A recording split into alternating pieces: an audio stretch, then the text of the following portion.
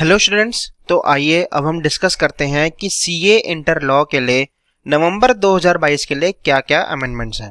तो सबसे पहले हम लोग डिस्कस करेंगे कि चैप्टर 2 में इस बार जो है, जो कि हमारा होता है इनकॉर्पोरेशन ऑफ कंपनी, उसमें क्या अमेंडमेंट्स हैं। देखिए, आपको पहले बता दूं, इस बार जो अमेंडमेंट्स है ज़्यादा नहीं है और इतनी सिग्निफिकेंट भी नहीं है, छोटे मोटे चेंजेस हैं। तो आइए फटाफट से डिस्कस करते हैं। सबसे पहले चैप्टर टू में जो चेंज आया है वो आया आपका सेक्शन नंबर 16 में, जो कि हमारा था rectification of name of company.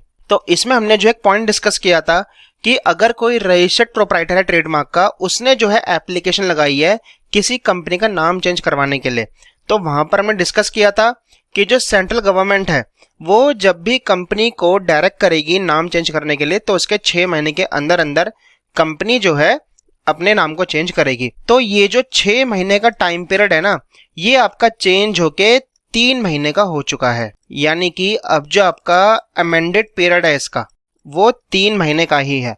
जो पहला केस था हमारा वो भी 3 महीने का था। अब जो दूसरा केस है हमारा, जिसमें कि एक रजिस्टर्ड प्रोप्राइटर जो है एप्लीकेशन लगाता है नाम चेंज करने के लिए सेंट्रल गवर्नमेंट के पास, तो पहले 6 महीने का टाइम पीरियड था, अब जो है कंपनी को 3 महीने का टाइम पीरियड ही दिया जाएगा कि जिस भी डेट पर सेंट्रल गवर्नमेंट डायरेक्शन इशू करेगी नाम चेंज करने के लिए, तो वहां से 3 महीने के अंदर अंदर कंपनी को जो है अपना नाम चेंज करना पड़ेगा या फिर रेक्टिफाई करना पड़ेगा।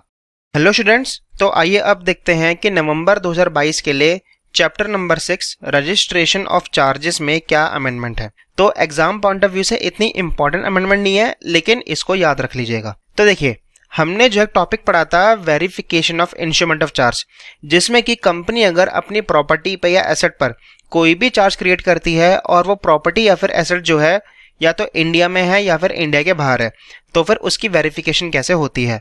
तो ये बात हमारी रूल 3 में लिखी हुई थी।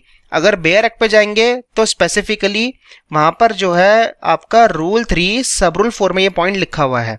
तो इसमें अमेंडमेंट क्या है? देखिए, अमेंडमेंट तो कुछ नहीं है, लेकिन इसके बाद एक और पॉइंट आपका ऐड हो गया है। अमेंडमेंट के थ्रू जो है आपका एक रूल 3 सब रूल 5, ये पॉइंट आपका एक एड ऑन हो चुका है।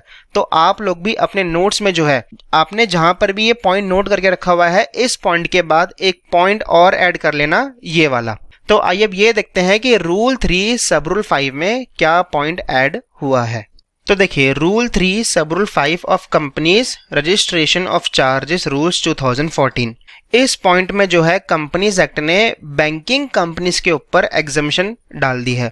एग्जम्पशन किस चीज की, तो वो पढ़ते हैं, लेकिन उससे पहले दोबारा रिपीट कर रहा हूं, इस वाले पॉइंट को आपने कहां पर नोट डाउन करना है। आपने जहां पर भी इस वाले पॉइंट के नोट्स बनाए हैं ना, तो उसके बाद ही जो है इस पॉइंट को ऐड कर देना, थोड़ा एडजस्ट करके। देखिए, nothing contained in this rule, rule कौन सा? ये है आपका रूल 3, यानी कि रूल 3 में कुछ भी दे रखा हो उससे कोई फर्क नहीं पड़ेगा।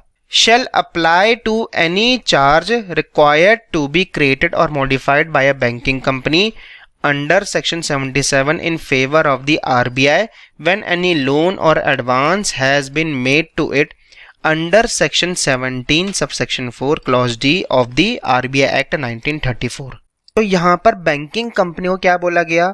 कोई भी बैंकिंग कंपनी हो, ठीक है, कोई भी बैंक हो, फॉर एग्जांपल HDFC है, एक्सिस है, SBI है, ICICI, ठीक है, कोई भी बैंक हो, कोई भी बैंकिंग कंपनी अगर आरबीआई से कोई भी लोन या फिर एडवांस लेती है, लेकिन सर बैंक तो लोन या फिर एडवांस देता नहीं है।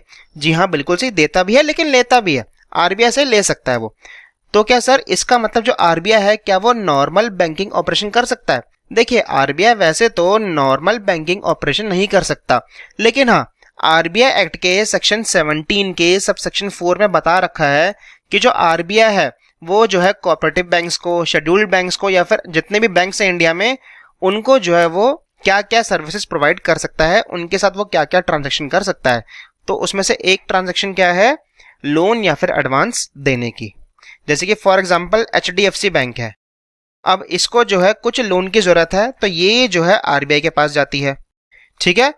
तो आरबीआई जो है section 17 sub section 4 clause D के तहत जो है HDFC बैंक को लोन दे सकता है। लेकिन देखिए, यहां पर जो आरबीआई लोन देगा HDFC बैंक को, वो भी ऐसे ही नहीं देगा, अनसिक्योर्ड लोन नहीं देगा। बदले में जो HDFC बैंक है वो जो है अपनी एसेट पर चार्ज क्रिएट करके देगा, ठीक है, यानी कि वो लोन जो भी देगा आरबीआई वो एक सिक्योर्ड लोन होगा बैंक को। So now back to the point.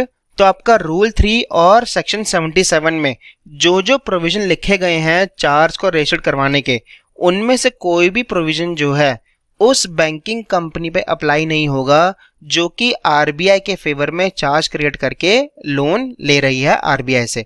यानी कि मान लीजिए अगर एचडीएफसी बैंक जो है वो आरबीआई से लोन ले रहा है और बदले में एक चार्ज क्रिएट कर रहा है आरबीआई के फेवर में, क्योंकि जो चार्ज क्रिएट होता है वो हमेशा किसके फेवर में होता है, लेंडर के फेवर में।